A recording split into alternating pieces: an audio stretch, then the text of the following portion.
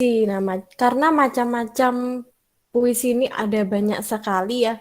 Jadi ini akan terbagi menjadi 2 pertemuan. Jadi akan dibahas selama 2 kali pertemuan. Pertemuan ini dan pertemuan minggu mendatang itu masih membahas mengenai macam-macam puisi.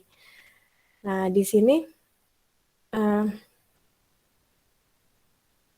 ya saya share screen dulu.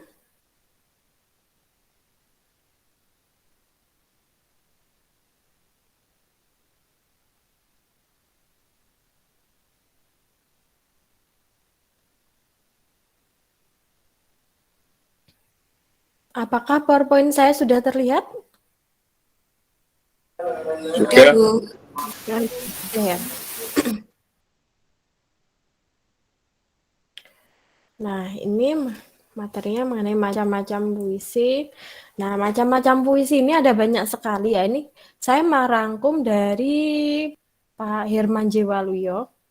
Ini ada mantra, ada pantun, syair, puisi naratif, puisi lirik, puisi deskriptif, puisi kamar, puisi auditorium, puisi fisikal, puisi platonik, puisi metafisikal, subjektif, objektif, puisi konkret, puisi diafan, puisi prismatik, puisi parnasian, puisi inspiratif, lalu stansa, puisi demonstrasi, puisi pamflet, dan juga alegori. Nah, ini saya bagi 2, jadi hari ini kita akan membahas dari mantra sampai ke puisi metafisikal ini, yang akan kita pelajari hari ini.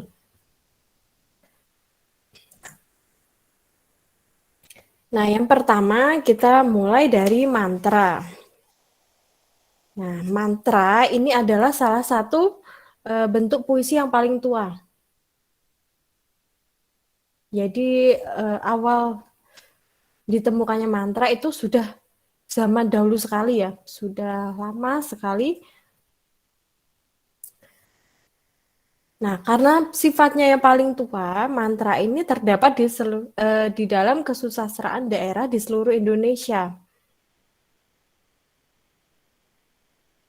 Jadi mantra ini biasanya memakai bahasa-bahasa daerah karena berada di seluruh Indonesia. Jadi ada yang bahasa Melayu, ada yang bahasa Jawa, dan sesuai daerahnya masing-masing.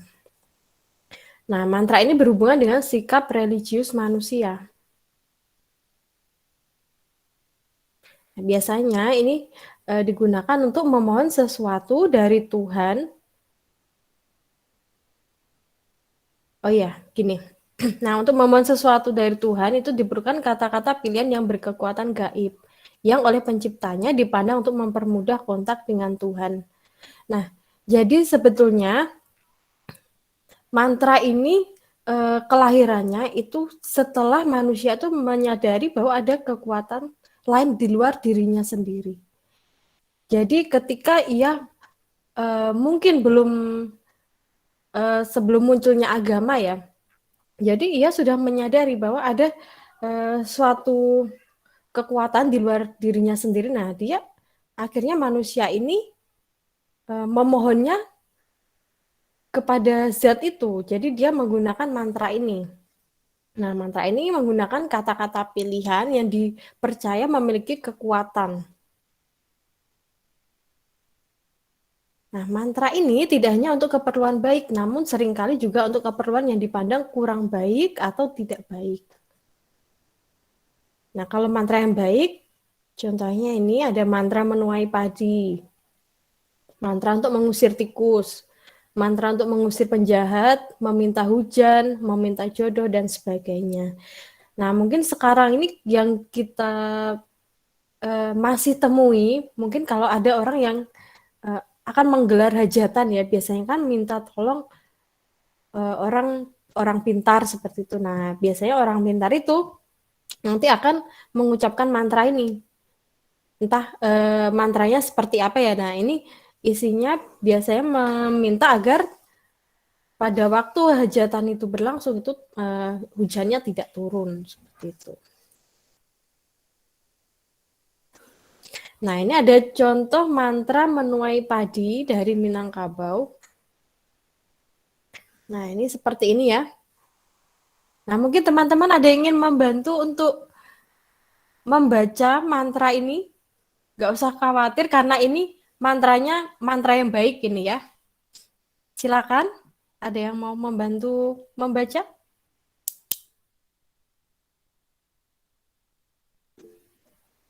Ayo silakan. Saya izin membantu, Bu. Ya, sebutkan nama Mbak. Mbak siapa ini? Baik, saya Wahda Rahmalaila. Mbak Wahda, silakan Mbak Wahda.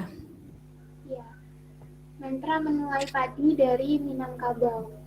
Ani Silansari Bagindosari Silansari Sari Bagadun engkau ganamu banyak namu Silansari ka aku tuai urang kinali pai baramah urang sungkarak pai mandulang hai Silansari Bagindosari marilah kita pulang ke rumah serta dengan raja engkau yang berbaju hadun tumadu.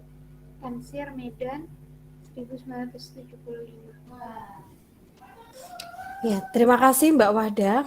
Nah, jadi ini adalah salah satu contoh dari mantra menuai padi.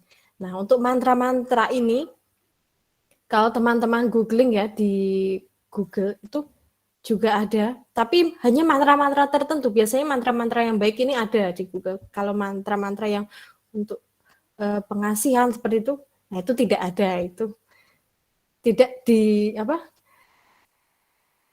tidak di-share secara bebas biasanya. Nah, ciri-ciri mantra ini, nah, jadi ada pemilihan kata yang saksama. Pemilihan kata yang saksama. Lalu ada bunyi yang diusahakan berulang-ulang dengan maksud memperkuat daya sugesti kata. Yang ketiga, banyak dipergunakan kata-kata yang kurang umum. Yang kurang umum digunakan dalam kehidupan sehari-hari. Nah, jika dibaca dengan keras, mantra itu menimbulkan efek bunyi yang bersifat magis. Nah, kalau kita lihat ini ya, dari mantra menuai padi ini. Nah, ini kan ada pengulangan bunyi di sini. Silansari. Nah, ini juga diulang lagi Silansari.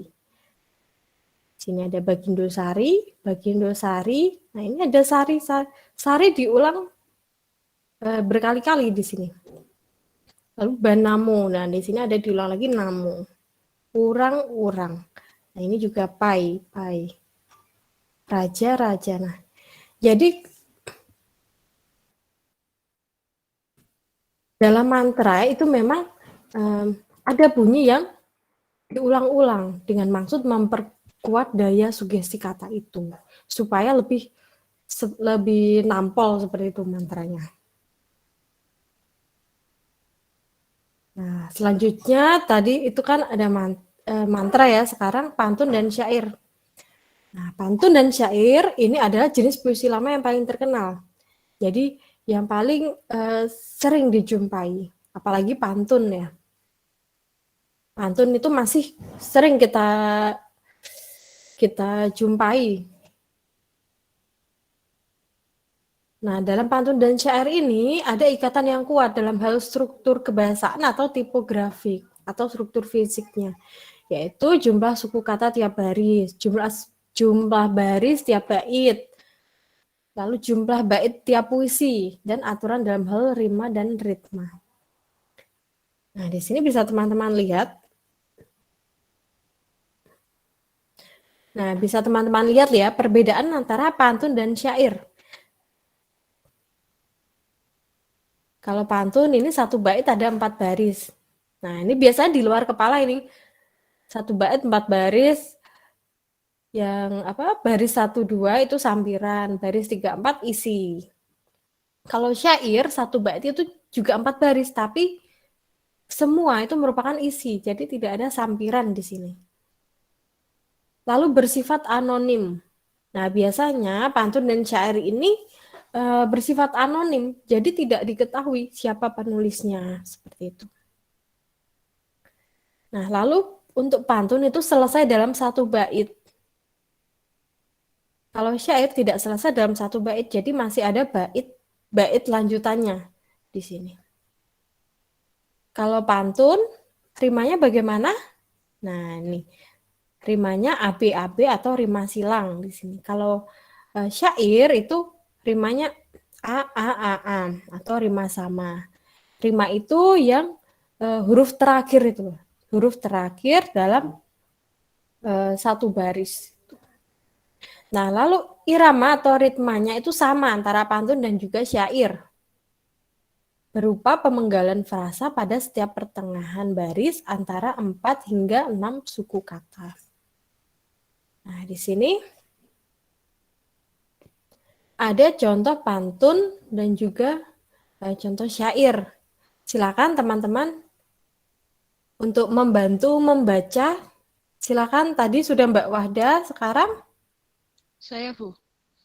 ya silakan sebutkan nama Mbak. Berita. Siapa Mbak? Wira. Wira.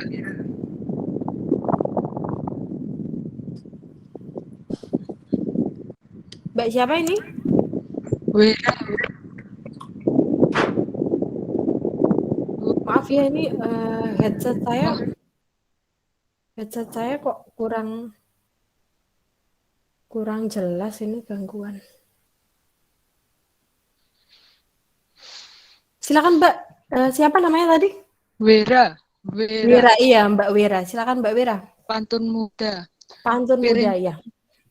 Piring putih, piring bersabun, disabun anak orang Cina, memutih bunga dalam kebun, setangkai saja yang menggila. Pecah ombak di Tanjung Cina, menghempas pecah di tepian, biarlah makan dibagi dua, asal adik jangan tinggalkan. Anak Padang ke Kurai Taji, batang manggis bercabang 5, adik sayang usahlah pergi, pahit manis tanggung berdua. Tanam melati di rama-rama, di ubur-ubur sampingan 2, sehidup semati kita bersama, satu kubur kelak berdua. Ya, terima kasih Mbak Wira. Oh ya, sekalian saja yang syair dibacakan Mbak. Yes. Syair Ken Tambuhan, cerita Panji. Lalulah berjalan Ken Tambuhan, diiringkan penglipur dengan tadahan. Lemah lembut berjalan perlahan-lahan, lakunya manis memberi kasihan. Tanduk menangis segala putri, masing-masing berkata sama sendiri, jahatnya perangai permaisuri, lakunya seperti jin dan peri. Ya, terima kasih Mbak Wira. Nah, seperti bisa teman-teman lihat ya, di sini kalau ini rimanya kalau pantun itu kan AB AB kan. Kalau syair itu A di sini. Lalu baris 1 dan 2 sampiran, 3 4 isi. Nih. Ini isinya. Sebentar ya, sepertinya ada yang baru masuk, maaf.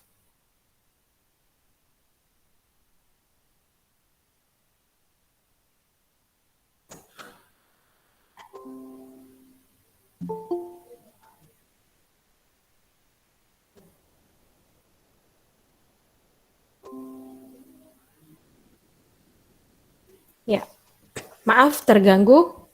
Nah, jadi kalau syair itu satu bait ini isi semua, jadi tidak ada sampiran dan juga tidak ada sampiran, tapi ini semua isi. Lalu ini tidak selesai dalam satu bait ya, ini dilanjutkan lagi. Nah, ini masih berkelanjutan. Nah, kalau pantun, teman-teman lihat sendiri, ini bukan satu kesatuan, jadi ya, ini berdiri sendiri. Kalau di sini satu bait berdiri sendiri-sendiri. Jadi misalkan ini tidak ada judulnya pantun muda. Nah, misalkan bait kedua ini hanya kita membaca satu ini saja. Nah, ini bisa seperti ini. Karena satu bait itu sudah satu bait dengan bait yang lainnya itu memiliki makna yang berbeda. Seperti itu. Nah, itu untuk pantun dan juga syair. Nah, sampai sini ada yang ingin ditanyakan dulu mengenai pantun, syair, atau mungkin mantra yang tadi? Atau lanjut dulu? Dilanjut dulu, Bu. Lanjut dulu aja ya. Nah, selanjutnya ada puisi naratif. Nah, puisi naratif itu yang bagaimana? Jadi, puisi naratif itu mengungkapkan cerita atau penjelasan penyair. Nah, di sini ada puisi naratif yang sederhana, ada yang sugestif, ada juga yang kompleks. Contohnya adalah epik, romansa, balada, dan syair. Nah, syair ini tadi yang sudah dijelaskan di awal ya. Nah, yang pertama, ini balada dulu ya yang dibahas. Jadi kalau balada itu puisi yang berisi cerita tentang orang-orang perkasa, tokoh pujaan, atau orang-orang yang menjadi pusat perhatian. Contohnya, yang ditulis oleh Rendra, W.S. Rendra. Ini banyak menulis mengenai balada. Di sini ada mengenai balada tentang orang-orang yang tersisih. Nah, oleh Rendra, kumpulan puisi itu dinamai dengan balada orang-orang tercinta. Nah, salah satu puisinya yaitu balada terbunuhnya Atmokarpo, karya W.S. Renda. Silakan teman-teman untuk membantu membaca. Saya, Bu. Ya, silakan sebutkan nama, Mas. Panji Sukmana. Mas Panji. Silakan, Mas Panji. Balada terbunuhnya Atmokarpo. Dengan kuku-kuku besi kuda menembah perut Burni. Bulan berkhianat, gosok-gosokan tubuhnya di pucuk-pucuk para. Mengepit kuat-kuat lutut penunggung perampok yang diburu. Surai bau keringat basah, jenawi pun telanjang. Segenap warga desa mengepung hutan itu dalam satu pulang balik Atmokarpo. Mengutuki bulan betina dan nasibnya yang malang. Berpancaran bunga api, anak pernah di bahu kiri. Satu demi satu yang maju, tersedak darahnya. Penunggang baja dan kuda mengangkat kaki muka. Nyawamu barang pasar. Hei orang-orang bebal. Tombakmu pucuk daun dan matiku jauh orang papa. Majulah Joko Pandan. Di mana ia? Majulah, iya. Karena pada seorang ku kandung dosa. Anak panah 4, arah dan musuh 3 silang. Atmokarpo masih tegak, luka 7 hilang. Joko Pandan, di mana ia?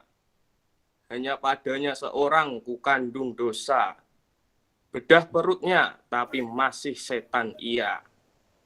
Menggertak kuda, di tiap ayun menggungging kepala. Joko Pandan, di mana ia? Hanya padanya seorang ku kandung dosa. Berberita ringkik kuda, muncullah Joko Pandan.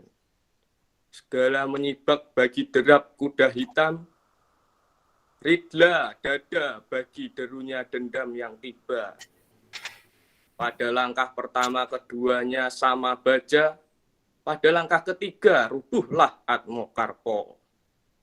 Panas luka-luka, terbuka daging kelopak-kelopak angsoka.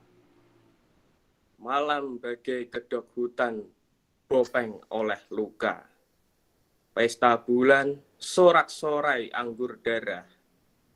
Joko Pandan menenggak, menjilat darah di pedang.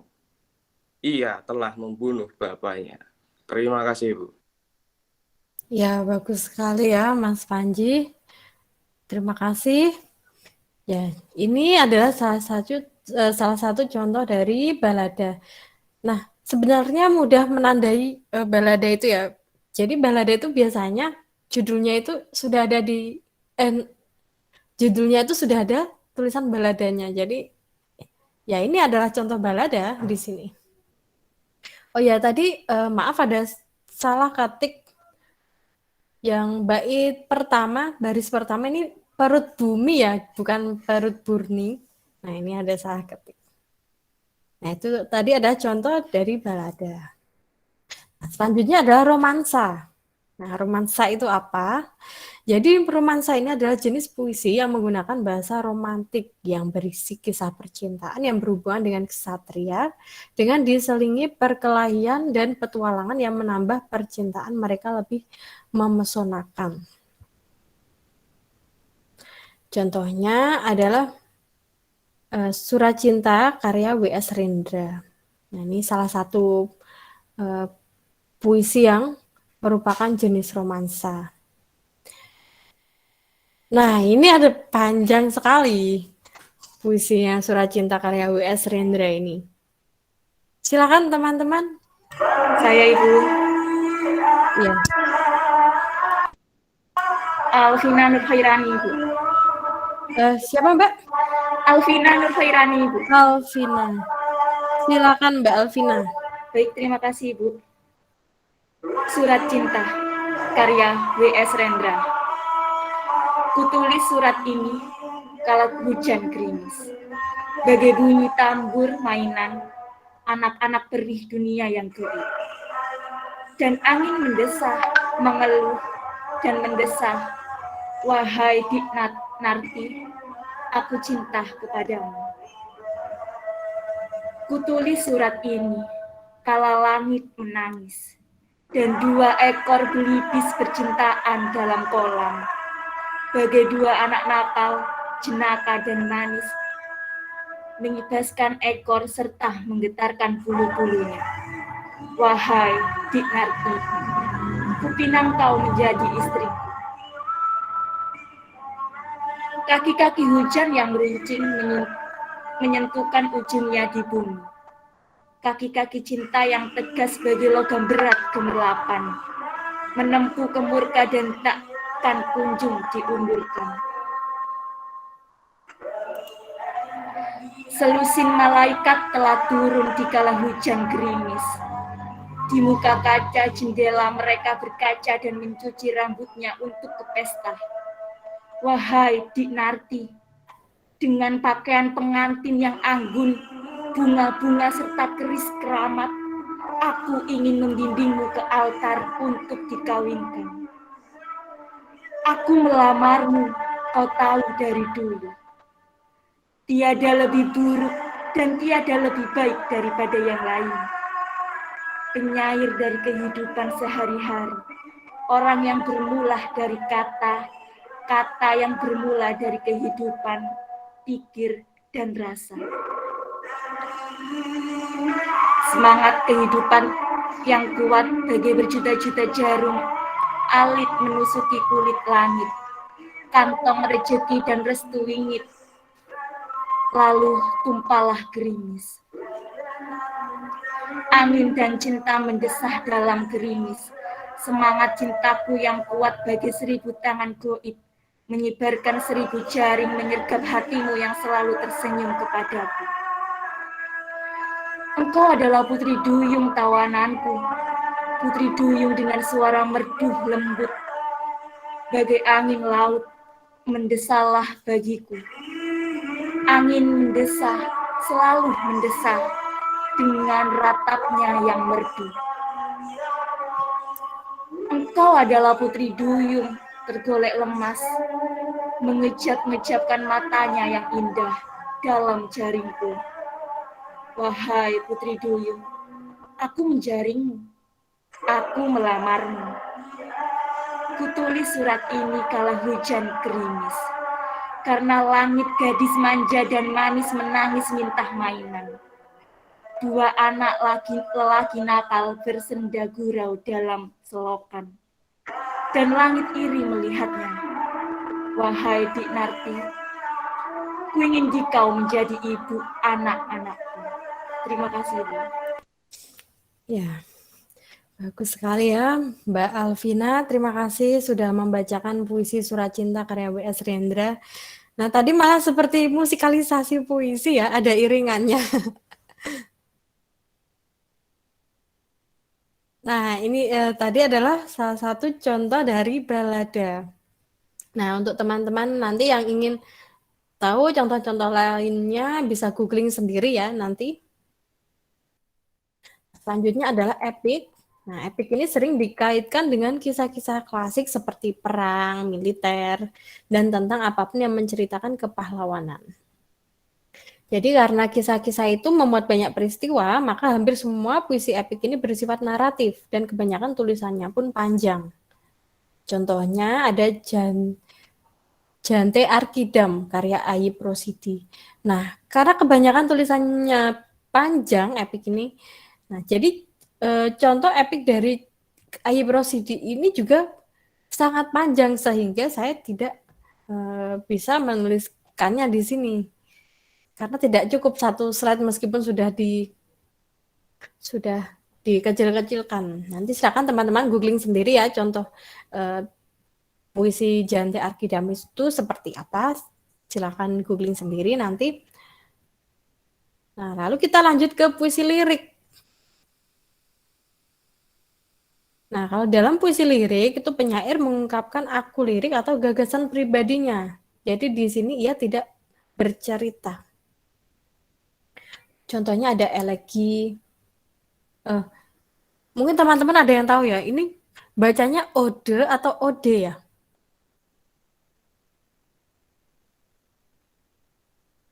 Saya biasanya juga cuma membaca, jadi saya belum pernah mendengar orang lain itu mengatakan ode ini. Atau ode ya, ode sepertinya ya. Silakan teman-teman mungkin mau mengoreksi. Ode ya, sementara ode dulu ya. Jadi nanti kalau mungkin ada yang tahu pengucapannya yang benar seperti apa, teman-teman bisa menyampaikan nanti. Dan juga ada serenada di sini. Elegi, ini puisi yang mengungkapkan perasaan duka. Contohnya ada elegi Jakarta karya Asrul Sani. Nah, ini teman-teman silakan googling sendiri contohnya seperti apa elegi Jakarta karya Asrul Sani ini. Jadi intinya elegi itu ada puisi yang mengungkapkan perasaan duka di sini.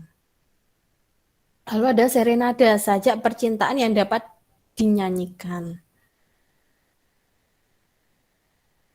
Contohnya, ini ada karya W.S. Rendra lagi dalam 4 kumpulan sajak. Nah, ini ada puisi-puisinya Rendra, judulnya ada Serenada Hitam, Serenada Biru, Serenada Merah Jambu, Serenada Ungu, Serenada Kelabu, dan sebagainya.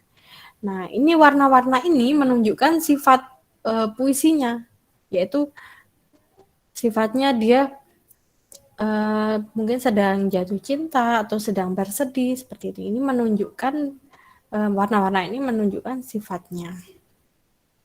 Ini saya mengambil satu contoh dari Serenada yang ditulis oleh W.S. Rendra. Nah, ini ada Serenada Kelabu karya W.S. Rendra. Silakan teman-teman. Lagi-lagi saya minta bantuan teman-teman ya ini untuk membacakan puisi. Silakan sukarelawan. Silakan teman-teman. Ayo. Nggak apa-apa. Saya Iya, silakan. Mbak siapa ini? Linda. Mbak Linda. Silakan Mbak Linda. Serenada Kelabu, karya Mas Rendra. Bagai daun yang melayang, bagai burung dalam angin, bagai ikan dalam pusaran, ingin ku dengar beritamu. Ketika melewati kali, terbayang gelapmu. Ketika melewati rerumputan, terbayang segala kenangan. Awan lewat indah sekali, angin datang lembut sekali, gambar-gambar di rumah penuh arti. Pintu pun kubuka lebar-lebar, ketika aku duduk makan, ku ingin benar bersama dirimu. Terima kasih. Ya, terima kasih Mbak Linda. Nah, ini Serenada Kelabu. Jadi kalau teman-teman lihat ya, jadi puisi ini mengungkapkan perasaan rindu dari penyairnya. Makanya di sini dinamakan Serenada Kelabu. Jadi dia sedang sedih karena sedang merasakan rindu yang teramat sangat. Nah, ini ode. Ode ini puisi yang berisi puja.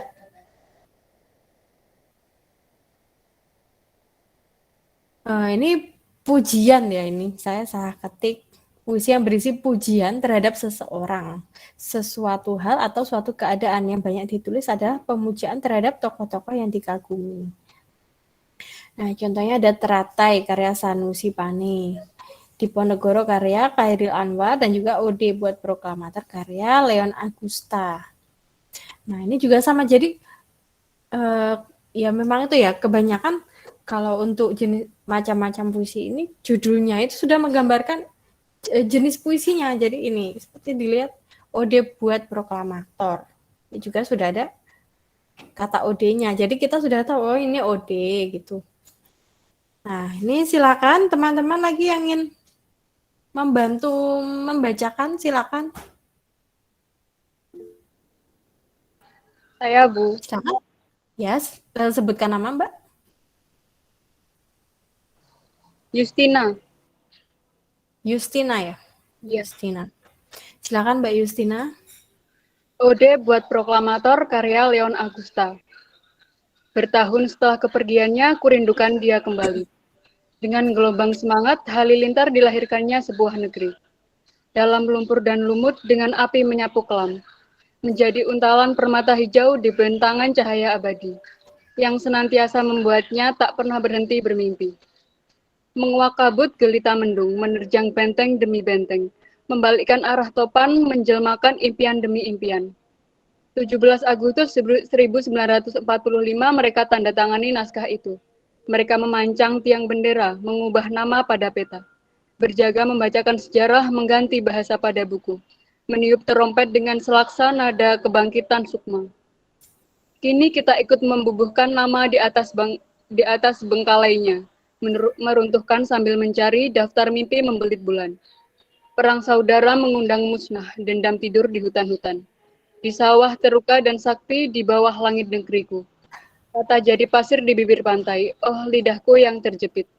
Derap suara yang gempita cuma bertahan atau menerkam. Ya, walaupun tak mudah, kurindukan semangatnya kembali. Bersama gemuruh cinta yang membangunkan sejuta raja wali, tak mengelak dalam bercumbu biar diranjang bara membatu. Tak berdalih pada kekasih biar berbisa perih dirabu. Berlapis cemas menggunung sesal mutiara matanya tak pudar. Bagi negeriku bermimpi di bawah bayangan burung Garuda.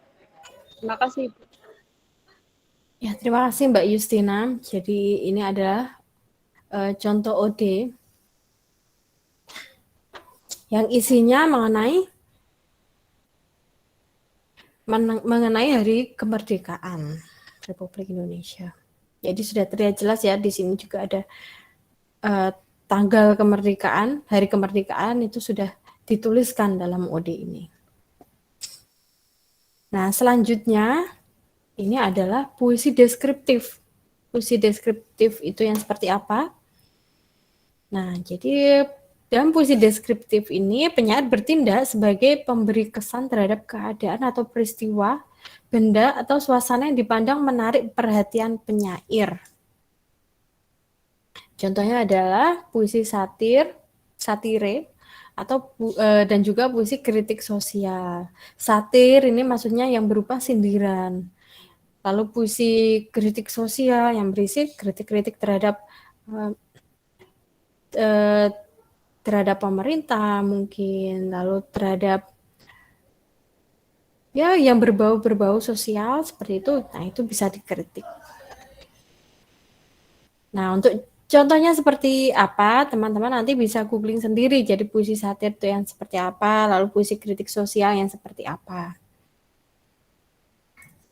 Lalu ada puisi kamar atau puisi auditorium. Nah, kalau untuk puisi-puisi auditorium ini disebut juga dengan puisi Bukla atau puisi yang mementingkan suara atau serangkaian suara. Nah, ini berkebalikan ya dengan puisi kamar. Nah, kalau puisi kamar itu puisi yang cocok dibaca sendirian atau dengan satu atau dua pendengar saja di dalam kamar. Nah, kalau puisi auditorium, ini puisi adalah puisi yang cocok untuk dibaca di auditorium, di mimbar atau di mimbar yang jumlah pendengarnya itu bisa ratusan orang. Nah, contoh-contohnya seperti apa? Jadi kalau puisi auditorium itu ada contoh-contohnya adalah puisi-puisinya Leon Agusta atau puisi-puisinya Rendra. Nah, kenapa kalau puisi-puisinya Rendra itu lebih indah ketika dibacakan? Nah, jadi bentuk tertulisnya saja itu sudah indah, tapi lebih indah lagi ketika puisi tersebut dibacakan di depan umum. Dan memang untuk puisi-puisi Rendra itu banyak yang dibacakan seperti itu. Lalu puisi fisikal. Nah, puisi fisikal ini bersifat realistis, jadi menggambarkan kenyataan itu apa adanya. Nah, ini menggambarkan apa yang dilihat, didengar, atau dirasakan oleh objek ciptaannya. Nah, jadi contohnya puisi fisikal itu apa? Jadi puisi-puisi naratif, balada, puisi dramatis itu merupakan contoh dari puisi fisikal. Lalu selanjutnya ada puisi platonik. Nah, jadi kalau puisi platonik itu puisi yang sepenuhnya berisi hal-hal yang bersifat spiritual atau kejiwaan. Nah, kalau kita mendengar ungkapan ini ya, istilah cinta platonis. Jadi cinta platonis itu apa? Itu adalah cinta tanpa nafsu jasmaniah, cinta yang tulus. Itu adalah cinta platonis. Nah, biasanya yang termasuk puisi platonis atau puisi platonik ya, itu ada puisi-puisi yang religius karena bersifat spiritual ya. Lalu puisi yang mengungkapkan cinta yang luhur seorang kekasih atau orang tua kepada anaknya. Jadi di sini adalah rasa cinta yang tulus tanpa adanya nafsu jasmani, ya itu adalah platonis itu sendiri. Lalu ada puisi metafisikal. Nah, ini adalah puisi yang bersifat filosofis dan mengajak pembaca merenungkan kehidupan dan merenungkan Tuhan. Nah, tadi kalau teman-teman lihat di platonis ini juga bersifat spiritual, tentunya berhubungan dengan Tuhan. Lalu puisi metafisikal ini juga mengajak pembaca untuk merenungkan kehidupan dan merenungkan Tuhan. Nah, jadi puisi religius itu di satu pihak dapat dinyatakan sebagai puisi platonis yang menggambarkan ide dan gagasan penyair yang sebelumnya tadi. Dan di lain pihak itu dapat disebut sebagai puisi metafisik atau puisi metafisikal karena sama-sama mengenai bersifat religius ya, yaitu merenungkan Tuhan. Nah, contohnya seperti apa? Contohnya ini ada syair Dadang dan juga syair Perahu karya Hamzah Fansuri. Nah, syairnya nanti teman-teman silakan googling sendiri karena contohnya ini juga panjang di sini. Nah, itu tadi adalah contoh dari macam-macam puisi.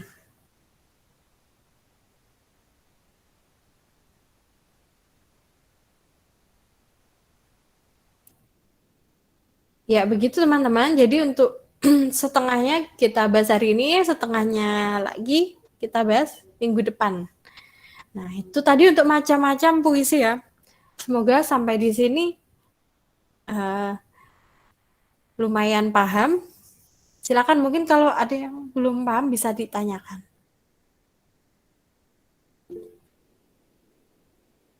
Saya mau bertanya, Bu.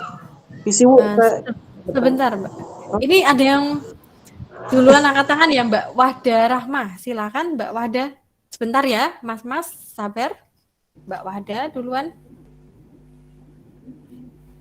Baik, terima kasih banyak Ibu untuk kesempatannya. Saya izin bertanya terkait jenis puisi yang terakhir, platonik sama metafisikal itu kira-kira ada perbedaan secara rasional gitu nggak Ibu? Atau gimana cara kita membedakan antara kedua puisi tersebut? Terima kasih. Ya, perbedaan antara puisi metafisikal dan juga platonis ya. Sebentar saya share screen lagi.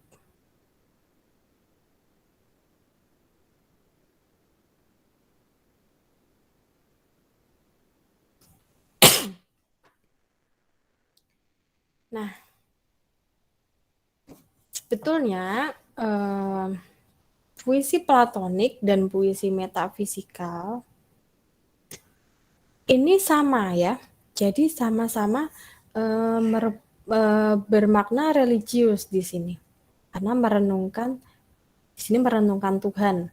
Nah, kalau platonik ya pada intinya sama, tapi kalau platonik itu karena di sini ada berisi hal-hal yang bersifat spiritual atau kejiwaan di sini. Nah, jadi dalam platonik itu tidak hanya mengenai kecintaan pada Tuhan atau bersifat spiritual saja. Jadi di sini ada cinta kepada kekasih atau cinta orang tua kepada anaknya. Nah, kalau teman-teman lihat kalau sebenarnya wujud cinta platonis yang sesungguhnya adalah cinta orang tua kepada anaknya, karena di sini dia orang tua itu tulus ya di sini, tulus dan tanpa mengharap kembali. Nah, ini kalau puisi platonik itu seperti itu. Jadi ada ketulusan di sini, cinta yang tulus. Nah, kalau puisi metafisikal ini lebih ke Tuhan ya di sini. Lebih ke religius. Jadi bedanya itu kalau yang jelas kalau puisi-puisi mengenai cinta platonis, kasih orang tua kepada anaknya atau cinta yang luar antar seseorang pada kekasih itu merupakan puisi platonik. Nah, kalau metafisikal itu khusus untuk merenungkan kehidupan dan juga merenungkan Tuhan. Mungkin sampai sini bisa dipahami ya. Baik, bisa Ibu. Mohon maaf Ibu, berarti untuk semacam surat cinta itu bisa masuk ke puisi platonik ya Ibu? Iya, bisa Mbak. Puisi platonik bisa masuknya ke platonik. Tinggal puisinya seperti apa juga. Baik, terima kasih banyak Ibu.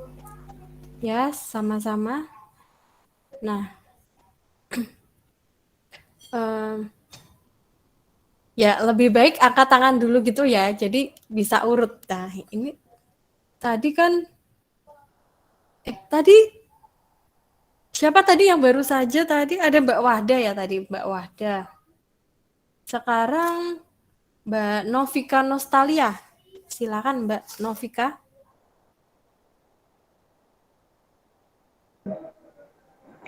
Ibu hendak bertanya untuk yang jenis serenada. Serenada itu puisi yang dinyanyikan, betul tidak, Bu? Serenada. Ya. Nah, maksudnya dinyanyikan itu ketika pembacaannya emang wajib dinyanyikan atau boleh dibaca biasa saja, Ibu, seperti baca puisi yang lainnya gitu. Terima kasih, Ibu. Ya, sebentar ya. Jadi saat menjelaskan saya akan share screen supaya lebih mudah. Serenada. Bentar.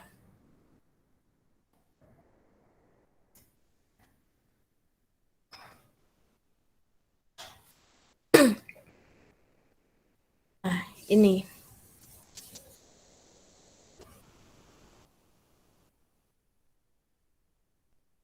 Nah, di sini dikatakan kalau serenada itu dapat dinyanyikan ya. Jadi di sini kita menggarisbawahi kata dapat dinyanyikan.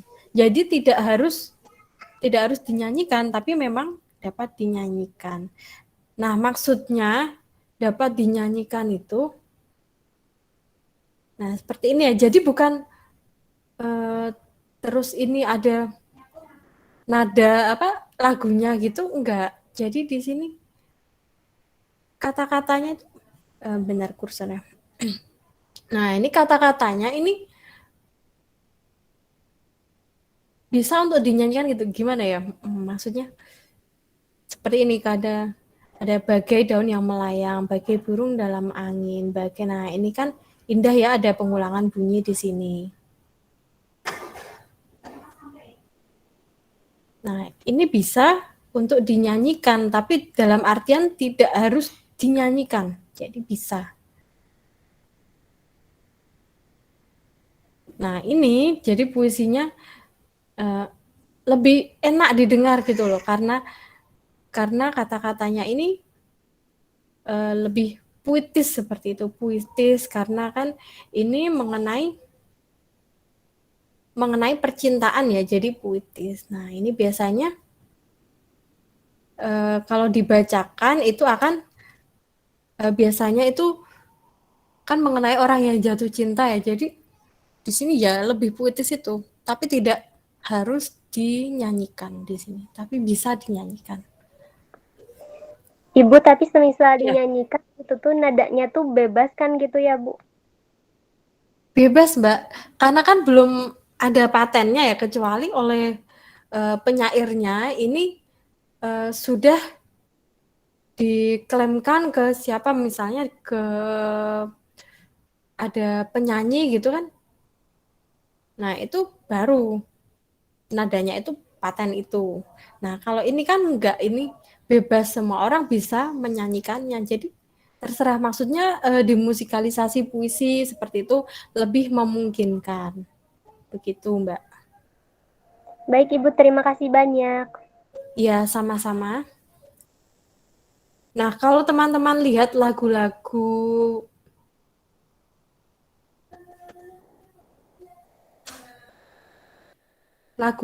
itu kan juga banyak yang puitis-puitis ya, lagu-lagu itu.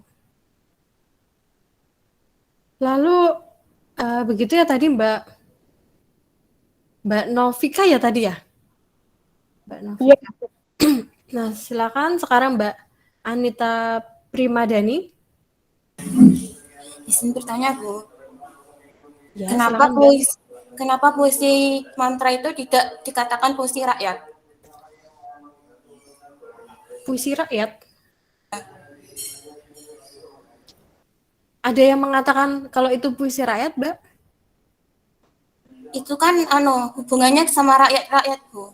Kalau puisi mantra itu hubungannya kan sama rakyat-rakyat, masyarakat gitu.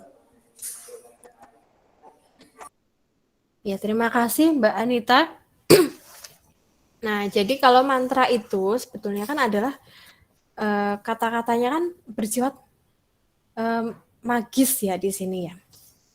Bersifat magis. Nah, dan mantra ini tidak semua orang itu bisa untuk membacakan mantra. Jadi hanya orang-orang tertentu yang dipandang orang itu memiliki kekuatan seperti itu. Nah, jadi kalau disebut puisi rakyat, kalau menurut saya itu kurang tepat ya, karena di sini tidak semua orang itu bisa membacakan mantra atau bisa membuat mantra, karena mantra itu sendiri itu sudah diciptakan oleh orang-orang terdahulu. Jadi orang-orang tertentu juga, tidak semua orang bisa menulis puisi misalnya terus mengatakan ini mantra seperti ini. Nah, itu tidak bisa seperti itu. Jadi hanya orang-orang tertentu, dan mungkin mantra-mantra itu saya sendiri juga yang saya tahu mantra ya tadi mantra menuai padi seperti itu, yang contoh-contohnya itu sudah umum seperti itu. Nah, kalau untuk mantra-mantra yang seperti mantra pengasihan seperti itu, kan mantra-mantra itu kan biasanya ya orang-orang pinter itu loh. Nah, itu dia menguasai mantra-mantra tertentu seperti jampi-jampi seperti itu. Jadi tidak semua orang itu bebas untuk membacakan si mantra itu. Karena ya itu tadi, karena bersifat majis ya di sini. Ya tidak sembarang orang bisa membacakannya. Seperti itu, Mbak. Mungkin Mbak Anita memiliki pandangan lain mungkin? Enggak, Bu. Terima kasih. Kalau puisi tentang gay itu ada enggak, Bu? Puisi tentang apa, Mbak? Gay. Apa? Tentang gay. Tentang gay. Iya. Ya, bisa saja ada kalau diciptakan. Puisi itu kan yang menciptakan orang toh, orang sendiri. Kalau orang itu ingin menciptakan puisi itu bisa saja. Baik, Bu. Terima kasih. Ya. Sama-sama Mbak Anita. Silakan selanjutnya Mas Muhammad Yasir. Baik Bu, terima kasih atas kesempatannya. Sebelumnya tadi saya sudah lihat slide dan yang ingin saya tanyakan adalah sepemahaman saya senandika itu adalah luapan emosi yang seperti puisi Bu, tapi berbentuk deskripsi kan. Nah, kalau senandika itu sebenarnya kalau dalam puisi dia ditempatkan di mana Bu? Senandika Mas.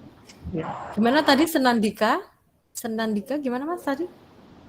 Ya, sepemahaman saya itu senandika kan biasanya kayak puisi juga dengan luapan emosi yang dalam bentuk paragraf seperti itu Bu. Nah, apakah benar kalau senandika itu juga adalah termasuk dalam puisi atau dia di kategori lain?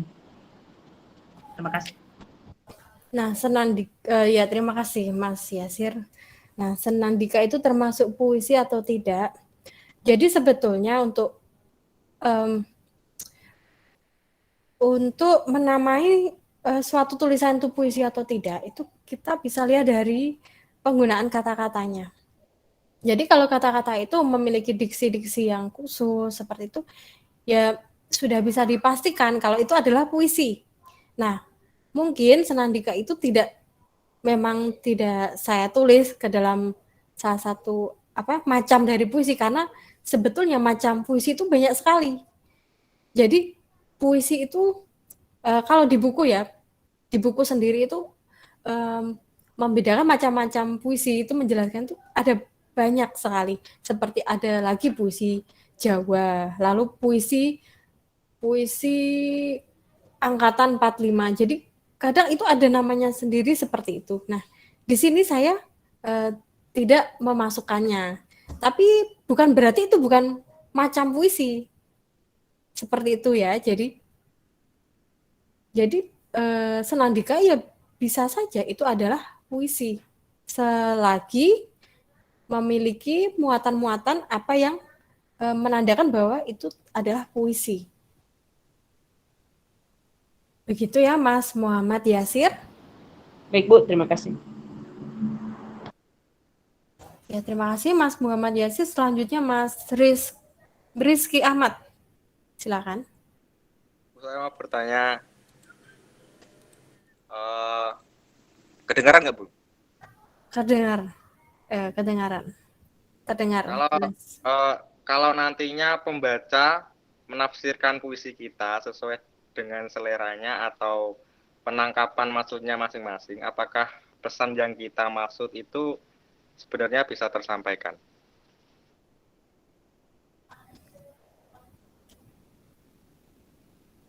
Sudah Mas Rizky? Iya, terima kasih Mas Rizky atas pertanyaannya. Jadi sebetulnya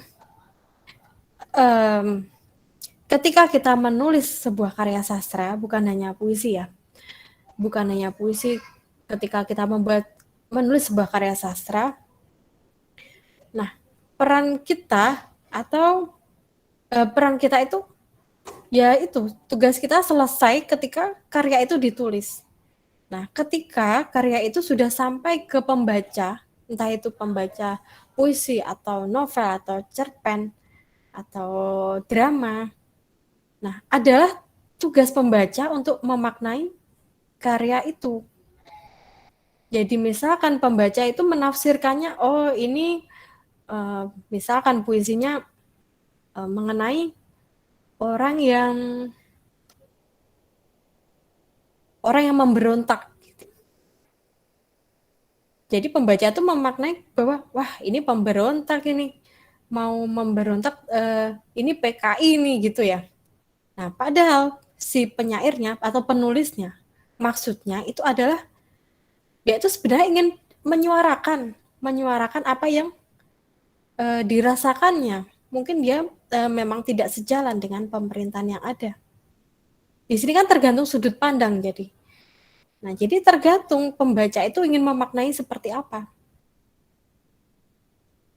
Jadi memang ketika karya sastra itu sudah sampai ke tangan pembaca, penulis itu atau penyair itu sudah tidak berwenang lagi. Jadi tinggal pembaca itu mau memaknainya seperti apa. Jadi begitulah. Makanya kalau menganalisis karya sastra itu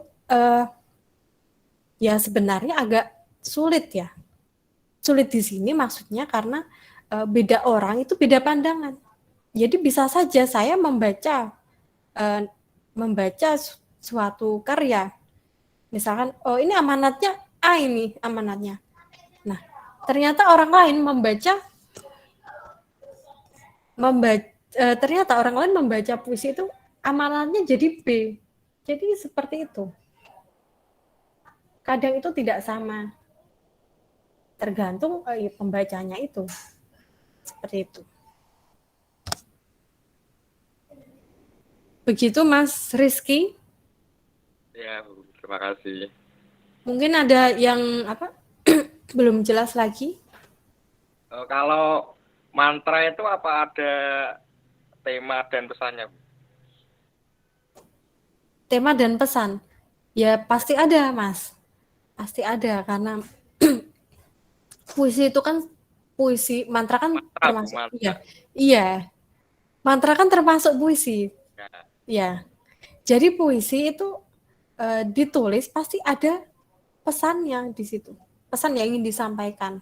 Maksudnya apa sih sebenarnya menulis puisi itu? Nah, di sini maksudnya apa sih sebetulnya menulis mantra itu untuk apa? Seperti tadi, mantra menuai padi kan tadi.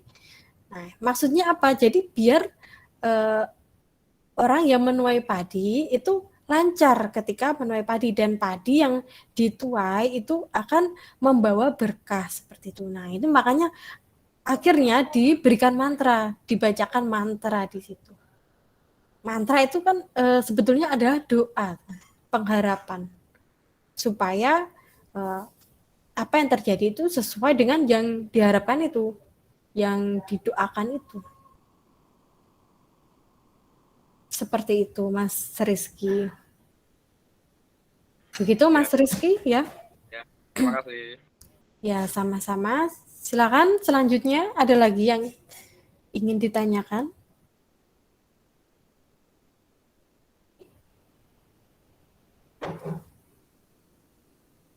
Silakan teman-teman.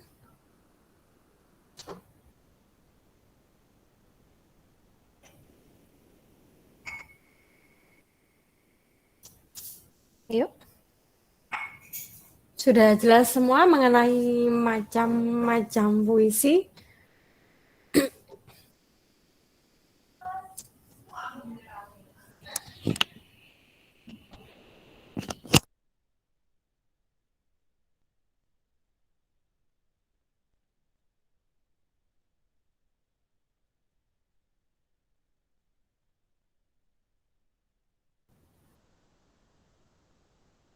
Maaf ya, karena saya di rumah jadi agak berisik juga.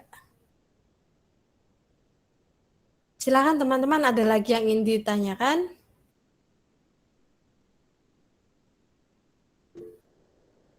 Ya, silakan Mas Rivaldo. Baik Ibu, terima kasih. Jadi yang saya tanyakan itu mengenai mantra bahasa Jawa Ibu. Nah, yang saya ingin tanyakan itu kenapa mantra bahasa Jawa itu hanya menggunakan bahasa-bahasa yang bahasa yang halus. Kenapa nggak pakai bahasa yang kasarnya kayak gitu Ibu? Terima kasih. Ya, mengenai mantra Jawa ya. Jadi karena mantra itu kan merupakan jenis puisi yang paling tua. Jadi berarti itu adalah ditulis oleh orang-orang terdahulu. Orang-orang terdahulu itu ya itu tadi menggunakan bahasa-bahasa yang masih pakem gitu. Kalau bahasa Jawa ya masih bahasa Jawa yang terdahulu ya. Saya tidak begitu bisa menjelaskan mengenai bahasa Jawa karena bukan expert saya ya, bukan bidang saya. Jadi tentunya mantra-mantra itu menggunakan menggunakan bahasa Jawa yang masih bahasa Jawa yang tempo dulu gitu, Mas. Jadi tidak mungkin akan menggunakan bahasa ngoko seperti itu. Nah, kalau teman-teman lihat ya yang di sini yang rumahnya Jawa. Nah, kalau orang menikah itu kan biasanya sebelumnya ada ritualnya ya. Oh, bukan ya, sebelumnya ada ritualnya. Nah, pada saat menikah itu juga ada ritualnya. Misalkan teman-teman melihat temu manten. Temu manten itu kan ada ketika mempelai pria dan juga mempelai wanita itu loh, kakinya disiram air lalu menginjak telur, itu kan sebetulnya ada filosofinya di sini. Ada filosofinya dan itu biasanya ada mantra-mantranya. Tapi karena zaman sekarang itu semua itu sudah luntur ya. Jadi itu hanya merupakan tradisi saja. Jadi ya sudah gitu. Tapi kalau teman-teman amati ya, kalau yang itu perias yang masih pakem ya, perias yang sudah sepuh ibunya, itu biasanya itu ada mantranya loh. Ketika mau merias itu nggak tahu ya, apa saya juga nggak tahu dulu saya itu dia kayak membaca doa dulu gitu, seperti itu. Nah, doanya itu memang ya menggunakan bahasa Jawa yang mungkin bahasa Jawa Kromo Inggil atau itu ya, saya kurang tahu seperti itu. Jadi memang orang-orang terdahulu yang mengatakannya. Dan memang mantra-mantra itu sekarang sudah jarang diketahui oleh orang. Jadi seperti misalnya sendiri perias manten itu, kalau untuk sekarang kan kita kenal dengan make up artist ya. Make up artist itu kan kalau yang muda-muda itu ya udah biasanya ya udah make upan aja, biasa langsung gitu, nggak ada doa-doa khususnya. Tapi kalau perias yang sudah sepuh itu dipercaya kalau ia sudah mengucapkan mantra itu, membacakan mantra atau doa-doa itu, nanti si mempelai perempuan itu akan mangklingi, istilahnya mangklingi. Jadi mangklingi itu terlihat lebih cantik dari sebelumnya. Jadi misalkan sama-sama didandani ya, kalau periasnya itu membaca mantra itu, si mempelainya akan terlihat make up-nya itu seperti luar biasa gitu, lain dari yang lain. Dan saya sendiri ya, bukannya saya percaya dengan hal-hal yang mistis seperti itu ya, saya sendiri melihat bahwa kalau untuk perias yang sudah sepuh yang mengucap mantra itu ya memang nanti mempelainya itu terlihat wow gitu loh. Meskipun ya itu dandanannya tradisional Jawa mantannya, mempelainya. Tapi terlihat berbeda, memang kayak memiliki karisma tersendiri gitu. Berbeda dengan ketika seseorang itu memilih perias dari orang yang sudah modern atau tidak melakukan ritual seperti itu. Itu ya udah cantik-cantik biasa aja, tapi kurang mangklingi seperti itu. Nah, itu jadi entah ya itu karena si mantra itu atau memang periasnya lebih ahli karena sudah senior, ya itu wallahu alam, saya ya kurang tahu, tapi saya mengamati seperti itu. Mungkin itu Mas Rivaldo ya, jadi saya tidak bisa menjawab secara jelas untuk puisi Jawa, untuk mantra Jawa ini. Mungkin teman-teman lain ada yang bisa membantu menjawab mungkin mengenai mantra Jawa. Atau mungkin ada yang memiliki pengalaman mengenai pembacaan mantra ini. Memang ya karena kita tinggal di Jawa, jadi memang ya mantra yang sering kita temui atau kita dengar itu ya mantra Jawa ini ya. Jadi memang semua itu ada mantranya. Kalau untuk pernikahan seperti itu. Lalu itu acara tedak siten, itu kan juga ada bacaan-bacaannya. Seperti itu. Silakan teman-teman lain. Mungkin ada lagi yang ingin bertanya?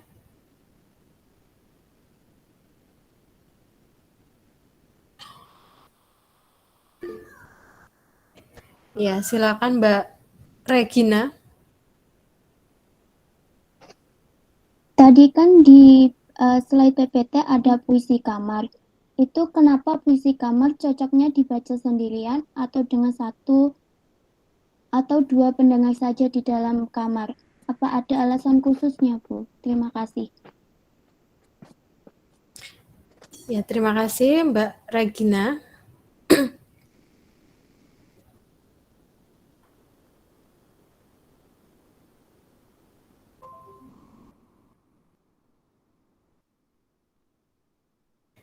Ya, tadi puisi kamar ya. Nah, puisi kamar itu adalah puisi yang cocok dibaca sendirian atau dengan satu atau dua pendengar saja di kamar. Nah, sebetulnya ini memang kita tidak bisa ya menjudge satu puisi itu, oh itu puisi kamar, oh itu puisi auditorium seperti itu. Nah, ini tergantung jadi di sini ya. Seperti teman-teman lihat untuk puisi auditorium, nah ini kan puisi yang cocok untuk dibaca di auditorium atau di tempat yang atau dengan pendengar yang banyak. Seperti puisi-puisinya Rendra. Nah, itu memang lebih bagus ketika dibacakan di depan umum. Nah, untuk puisi kamar, ini puisi yang cocok dibaca sendirian. Nah, mungkin ini ya. Jadi puisi kamar itu adalah puisi yang memerlukan pemahaman lebih intens ya di sini. Atau puisi-puisi yang pendek-pendek seperti itu bisa disebut dalam puisi kamar. Jadi di sini bukan puisi yang seperti teman-teman lihat ya, ini kan puisi yang cocok dibaca sendirian. Nah, yang cocok berarti di sini tidak menutup kemungkinan jenis puisi mana saja yang termasuk di dalamnya. Tapi kalau puisi ini, kita rasa, nah ini lebih cocok ini untuk dibaca sendirian, seorang diri, kita bisa menikmatinya sendiri. Oh ya sudah, itu masuk dalam jenis puisi kamar seperti ini. Kalau puisi-puisi Rendra seperti yang tadi teman-teman sudah lihat, nah itu menarik jika dibacakan seperti yang sudah dibacakan teman-teman tadi. Kalau puisi kamar ya tadi yang puisi yang pendek-pendek mungkin, tapi memerlukan pemahaman lebih intens, memiliki atau diksinya kurang umum seperti itu. Begitu Mbak yang bisa saya jelaskan sedikit mengenai puisi kamar. Baik Bu, terima kasih. Mungkin ada lagi yang belum jelas, silakan.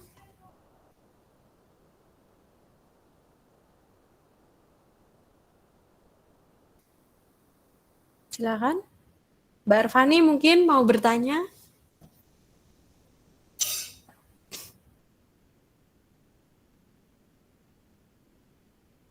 Atau sudah ngantuk ini semua? Sudah siang? Bu, saya mau bertanya tentang iya, silakan Mas Panggi.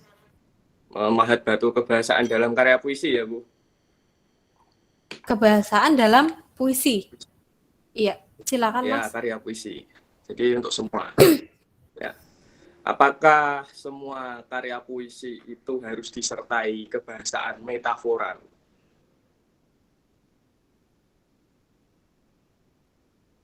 Nah, Ya, sudah, Mas? Kalau Sudah. pertanyaannya, ya, kalau pertanyaannya harus atau tidak, jawabannya tidak harus. Jadi untuk teman-teman yang masih pemula, masih baru belajar menulis puisi, itu tentunya akan menggunakan sedikit metafora di sini. Tapi memang biasanya meskipun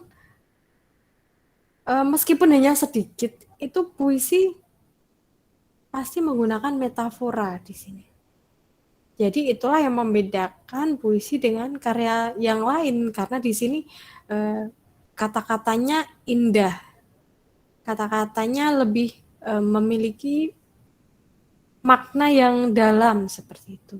Tapi tidak harus ya, tidak harus. Memang orang yang baru belajar menulis puisi itu puisinya masih berupa ya mungkin metaforanya hanya satu atau mungkin belum sama sekali, tapi tetap saja itu adalah puisi. Tergantung tujuan penulisnya juga. Kalau itu ini puisi nih diperuntukkan yang saya tulis ini puisi, ya sudah itu adalah puisi. Seperti itu, tergantung penulisnya juga. Seperti itu Mas Panggi. Oke, terima kasih Bu. Berarti hukumnya tidak wajib ya Bu untuk setiap karya puisi itu harus besertakan metafora ya. Iya, tidak wajib Mas, atau sunnah di sini ya. Begitu, silakan yang lain.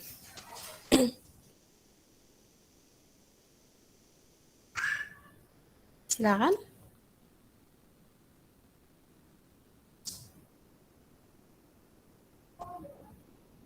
Silakan yang lain. Mas Sabung mungkin? Mas Noval?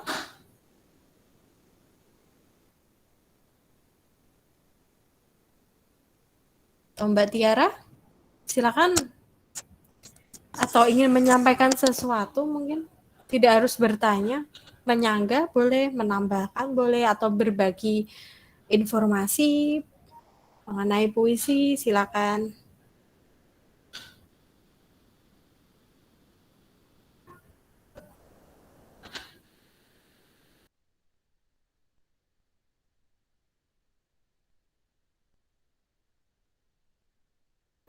Silakan teman-teman.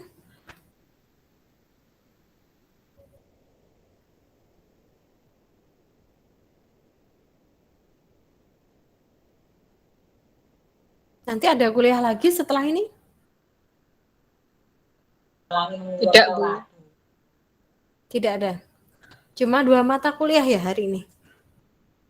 Iya, Ibu.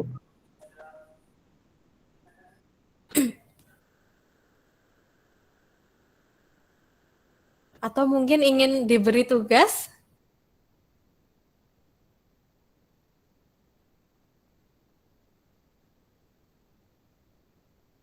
Tugasnya apa, Bu? Sudah kangen tugas ini ya sepertinya. Sudah lama libur. Ya enggak, Bu. Sebetulnya mahasiswa itu suka nggak kalau diberi tugas? Tidak terlalu, Bu. Tidak terlalu ya. Sama, saya juga nggak suka kalau dapat tugas. Ini sudut pandang sebagai mahasiswa loh ya. Tapi kalau sebagai dosen, suka memberi tugas. Oh, enggak. Ya, saya itu jarang memberi tugas. Ya, silakan, ada lagi yang ingin bertanya? Ya, silakan Mbak Berliana. Baik, Bu, terima kasih sebelumnya. Menurut pendapat Ibu, adakah cara atau teknik khusus untuk memahami makna puisi yang memiliki kebahasaan metafora yang banyak? Terima kasih, Ibu. Terima kasih Mbak Berliana. Jadi cara khususnya ya membaca. Jadi membaca secara berulang-ulang, tidak hanya satu kali, lalu tiap barisnya itu diartikan dulu kira-kira metaforanya apa seperti itu. Nah, tadi kan pertama dibaca dulu ya, dibaca dulu puisinya berkali-kali, itu kan nanti akan kita jadi tahu, meskipun banyak metaforanya, kita jadi tahu, oh itu puisinya paling enggak gambaran besarnya tentang apa. Nah, lalu kita melihat dulu per barisnya, per katanya. Kira-kira kata ini metafornya tentang apa? Tentang apa? Mungkin itu adalah nama lain dari suatu benda atau seperti itu. Jadi dilihat dulu dari keseluruhan, lalu kata per kata seperti itu. Nah, itu nanti mengenai analisis puisi ya Mbak, lebih tepatnya analisis puisi nanti kita pada setelah UTS nanti, setelah UTS. Jadi kita akan belajar mengenai analisis struktur dan juga semiotik puisi. Begitu ya Mbak Berliana? Baik Bu, terima kasih. Iya. Silakan yang lain.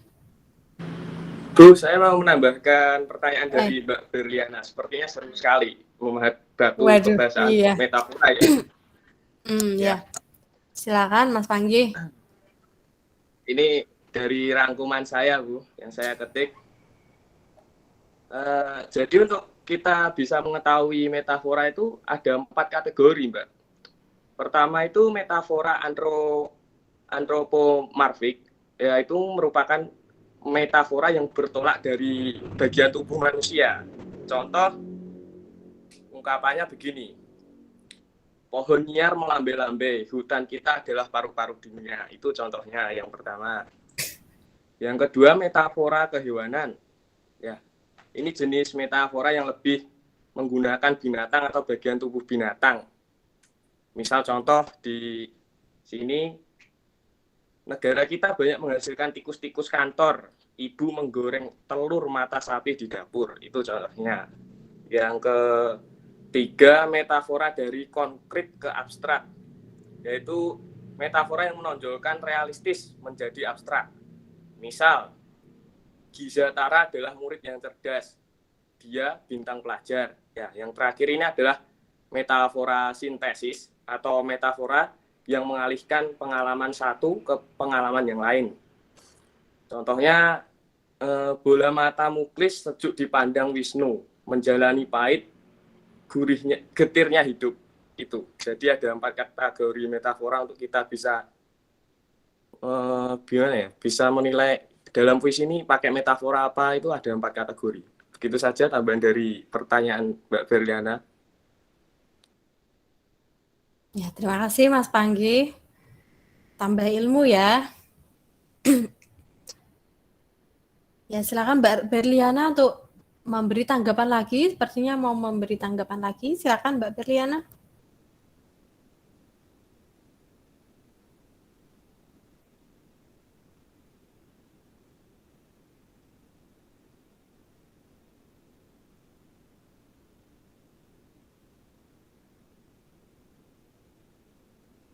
Gimana Mbak Berliana?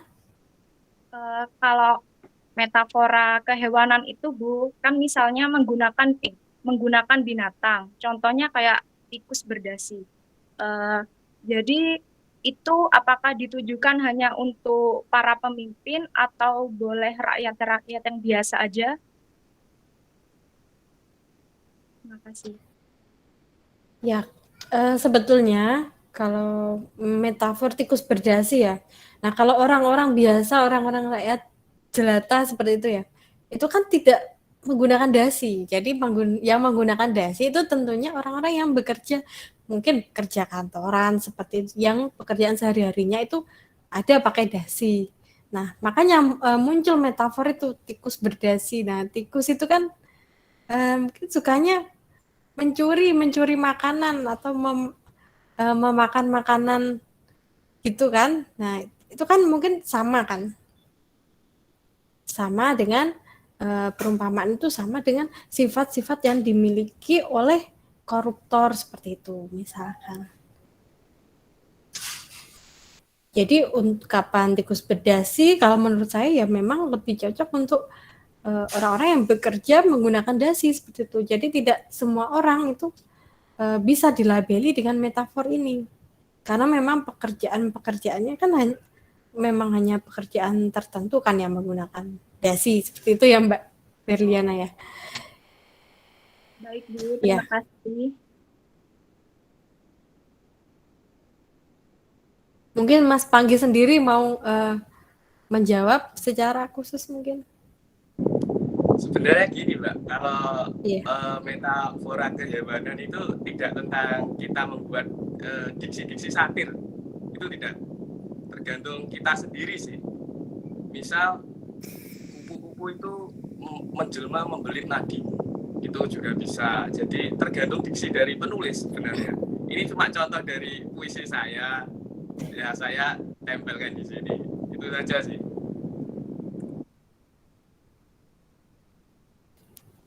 Ya, terima kasih Mas Panggi. Ya, jadi gini ya, menarik.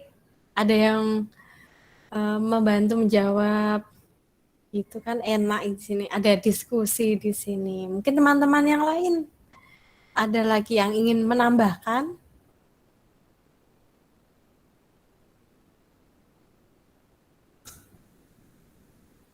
Teman-teman di sini ada yang suka menulis puisi? Saya Bu, juga Saya musikalisasi juga ada. Ya, suka menulis puisi ya. Nah, untuk teman-teman yang lain, mungkin belum sering, tapi pasti sudah pernah kan menulis puisi? Saya belum pernah. Belum pernah sama sekali? Pernah Bu, sekali tok. Ya, silakan diluaskan ya. Karena kalau menulis puisi itu sebetulnya ya sama dengan menulis novel atau menulis cerpen, kita harus tekun. Jadi nanti kalau terbiasa, lama-lama pasti bagus itu. Malah sebetulnya lebih enak menulis puisi daripada menulis novel. Kalau novel kan panjang kan ya, harus mengetik panjang. Kalau puisi kan singkat. Cuma memang kita lebih memfokuskan pada pemilihan kata seperti itu. Sedikit tapi mungkin waktu penulisannya juga lama loh kalau puisi itu. Karena kita masih milih-milih diksi yang pas, yang bagaimana. Tapi tidak menutup kemungkinan puisi itu juga bisa lahir secara cepat. Misalkan ya, kalau mungkin teman-teman di sini ada yang pernah putus cinta seperti itu? Pernah Bu, sering. Sering kata Mbak Anita. Ya, kalau apalagi sering ya, coba kalau habis putus cinta gitu nulis puisi, nanti lah, waduh, langsung tercipta banyak puisi nih, berbait-bait puisi nih. Tapi sulit Bu, nulis puisi itu. Mending nulis cerpen atau novel. Ya sebetulnya sulit atau enggak itu relatif ya. Sebetulnya. Jangan dipandang itu sulit, nanti jadi sulit beneran. Jadi itu tadi kalau untuk pemula kan, untuk pemula tidak harus banyak metafornya. Aduh maaf ini anak saya teriak-teriak.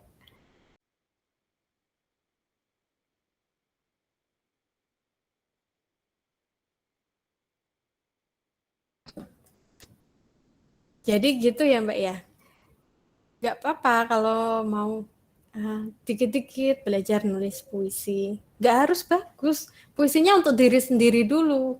Dibaca sendiri dulu. Nah itu tadi puisi kamar.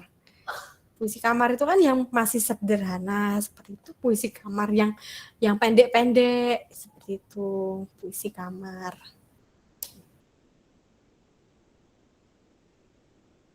Memang ya namanya orang itu ketika menulis itu tidak bisa langsung tiba-tiba bagus seperti itu.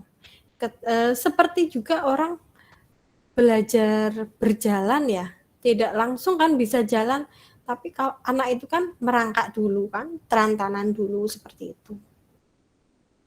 Sama juga dalam menulis puisi ataupun menulis novel, jadi harus banyak latihan memang menulis itu. Nah, gimana biar bisa menulis yang bagus itu harus banyak membaca. Itu kalau membaca itu sebenarnya untuk apa sih? Untuk memperbanyak perbendaharaan kata. Jadi kita jadi punya banyak kata-kata yang tersimpan di otak kita. Jadi untuk ketika kita menulis itu sudah ada gitu kata-katanya. Banyak ya banyak cadangan katanya itu ada banyak. Apalagi kalau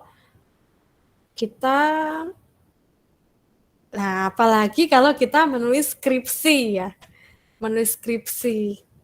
Itu kan harus banyak membaca, makanya bisa menyusun kajian teori kan.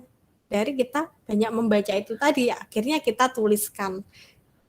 Hampir sama sebetulnya konsepnya. Pokoknya intinya kalau kita mau pintar nulis itu ya harus banyak membaca seperti itu. Dan juga kalau untuk puisi banyak merenung dan banyak pengalaman. Kalau banyak pengalaman nanti akan kita muncul nanti, aku pengen nulis puisi tentang ini, misalkan ketika dia baru saja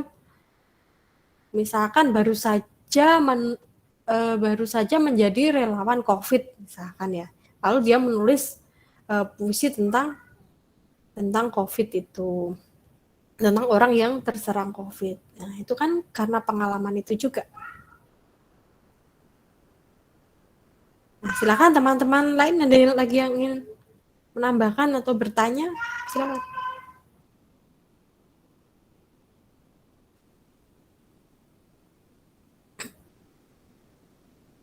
Mbak Berliana ini mau tanya lagi atau gimana Mbak Berliana?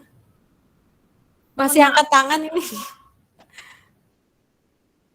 Oh ya udah. Silakan yang lain. Bu, aliran puisi erotis itu ada ya, Bu? Puisi erotis? Iya. Ya mungkin Mas Rizky ingin membuka cakrawala kita mengenai puisi erotis? Saya kan bertanya ada enggak gitu. Ya sebetulnya puisi gimana ya jelasannya? Itu kan tergantung kita sendiri kan ya, menggolongkan itu termasuk dalam puisi apa. Tapi kalau setahu saya belum pernah menjumpai sih puisi erotis. Atau mungkin ada contohnya?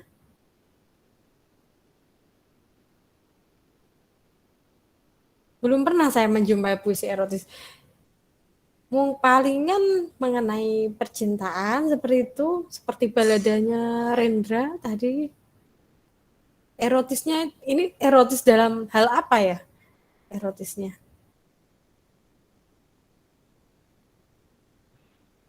Ya erotis itu kayak bahasanya 18 plus itu.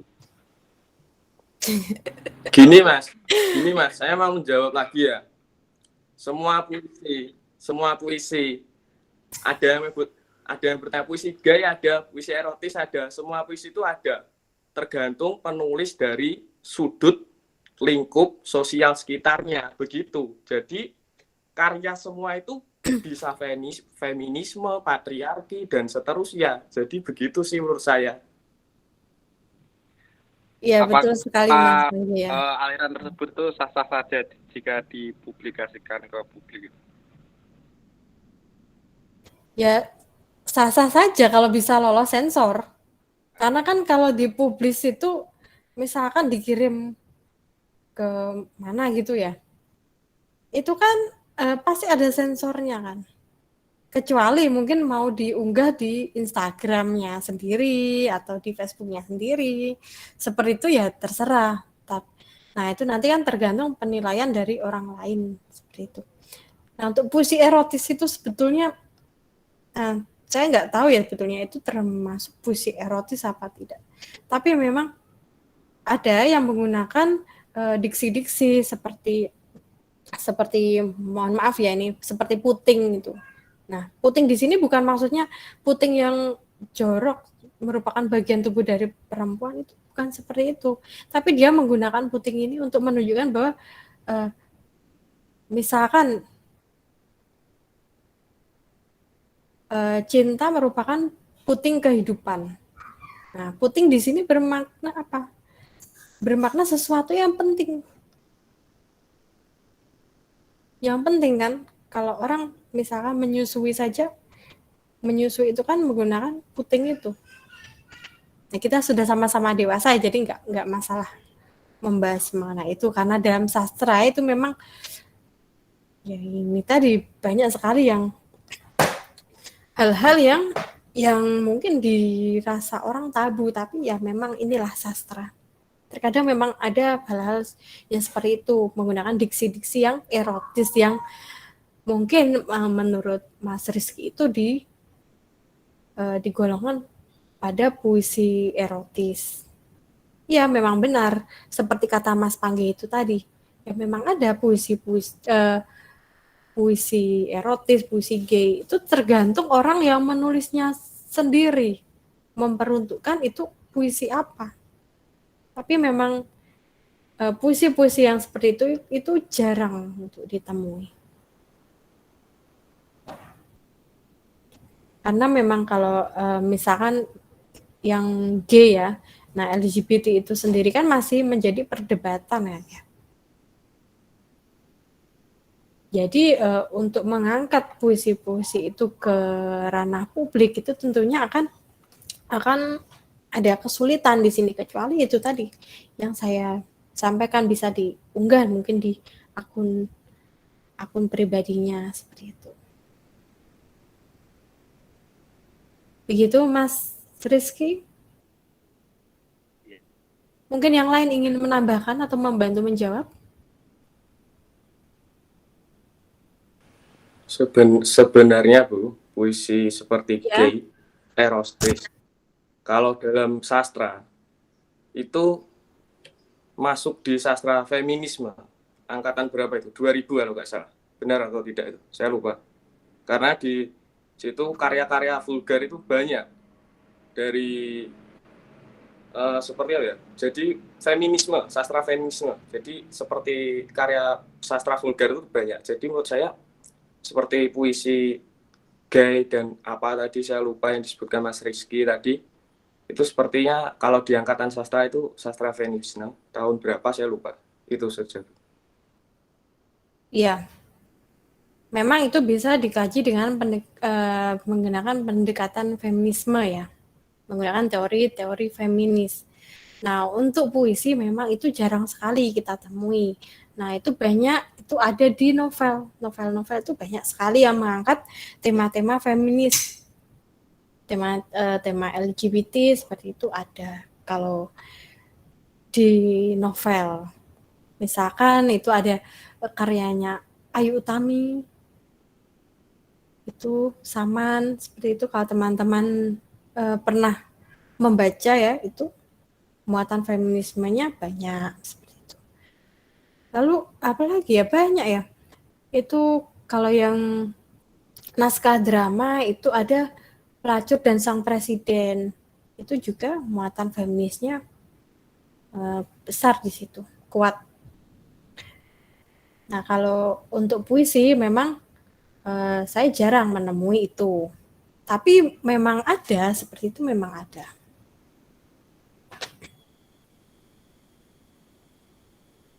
Nah, oh ya, karena kita ini sangat seru ya membicarakan mengenai puisi erotis, puisi gay seperti itu. Nah, nanti silakan teman-teman googling ya, karena kita kan sekarang dunianya googling ya. Googling, coba cari puisi-puisi itu contohnya seperti apa. Nanti minggu depan kita bicarakan lagi mengenai puisi itu. Gitu ya teman-teman. Nanti langsung saja share screen seperti itu. Contohnya seperti ini. Nah, ini kan bisa untuk kita belajar lagi. Gitu ya teman-teman. Iya, Bu. Baik, Bu. Iya.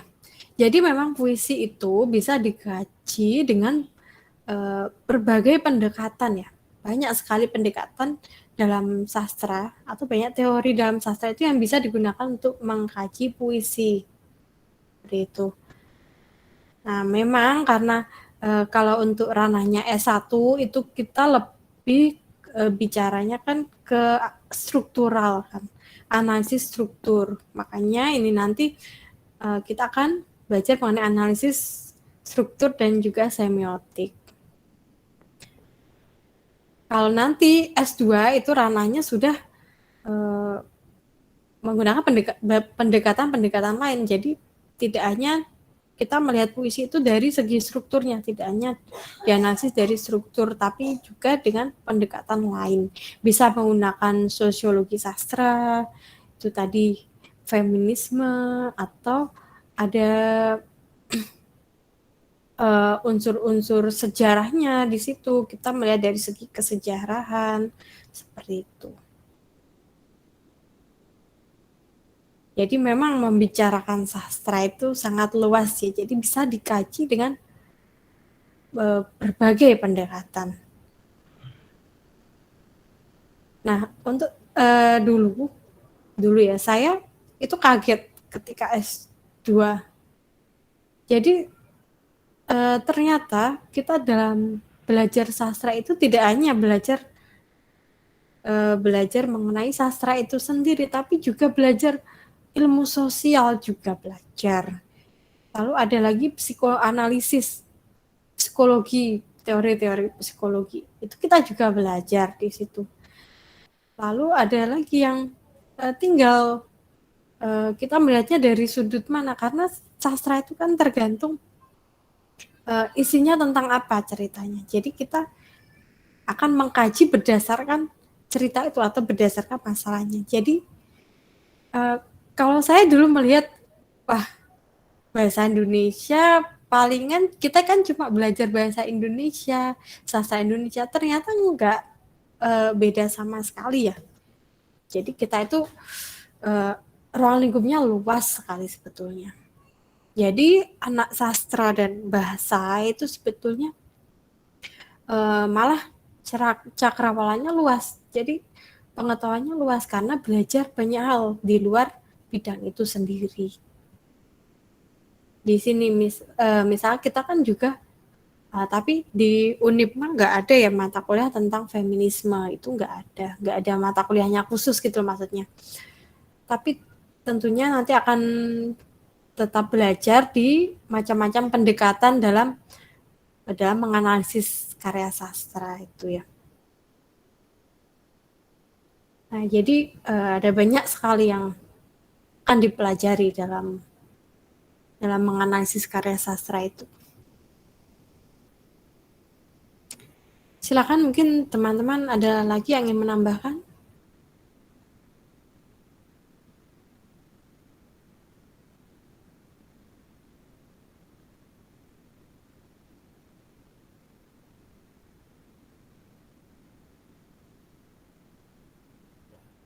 Gimana?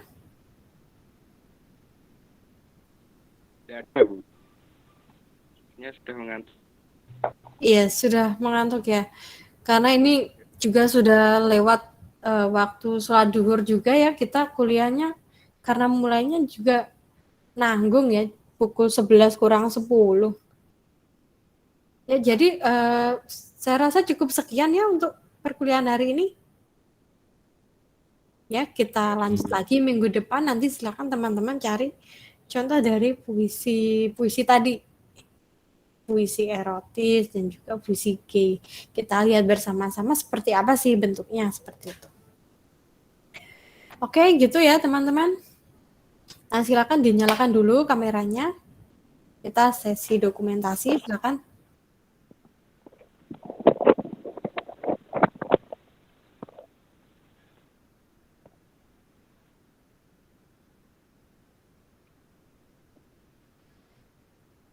Ya, ini berkurang ya pesertanya, tadi ada 42. Ya, sudah. Nah, Mas Raul Mahendra, Mas Febrian, silakan dinyalakan kameranya. Mbak Afriska, silakan dinyalakan dulu kameranya. Ya, kita mulai. 1, 2, 3. Ya, sudah. Ya, baik. Itu tadi untuk perkuliahan kita hari ini membahas mengenai macam-macam puisi. Minggu depan kita lanjutkan lagi dengan topik yang masih sama. Saya rasa sekian dulu untuk perkuliahan kita hari ini. Wassalamualaikum warahmatullahi wabarakatuh. Waalaikumsalam warahmatullahi wabarakatuh. Terima kasih, Ibu. Ya, sama-sama. Ibu.